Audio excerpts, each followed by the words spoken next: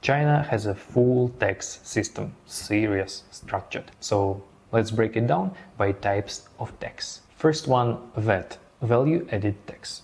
This is the most important tax if you are selling or buying goods in China. The standard VAT rate is 13%, some industries 9%, like transport, or 6%, like services. And VAT is added on your price and paid monthly. You charge VAT when you sell, and if you export, you may reclaim VAT. But this one has conditions and deserves a video of its own. We will cover it in the next part 9. Let's clarify the myth about doing business in China without VAT. In China, companies can use a simplified tax system. It is called 小规模纳税人. These companies can pay low flat VAT, typically 1% or 3%, and their documentation is easier. But you are a foreigner. You most likely want to do cross-border transactions. Since you are thinking to incorporate China, your volumes are probably big enough. So simplified tax system most likely doesn't work for you. Second, corporate income tax, CIT. This is a tax on profit. The standard rate is 25%. Some small companies can apply for lower rates, like 20 or even 10%, but only if they meet strict conditions. Domestic ownerships, low income, small staff size.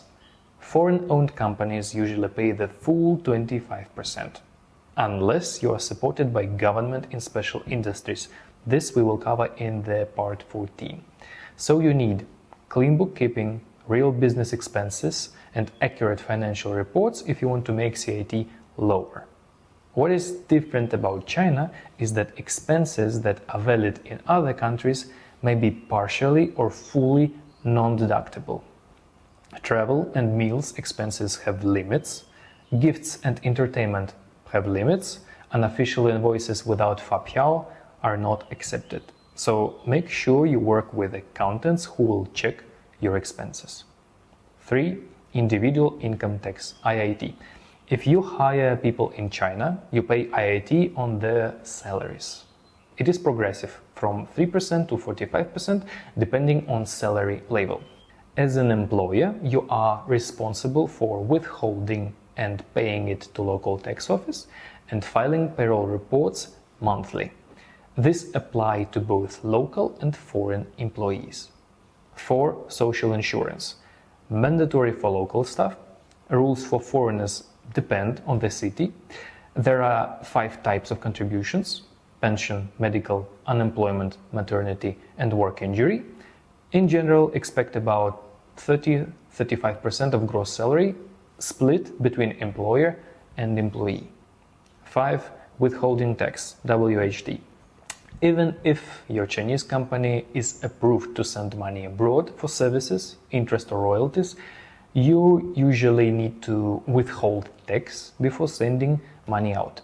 The standard WHT rate is 10%, but it may vary based on the double tax treaties between China and your receiving country.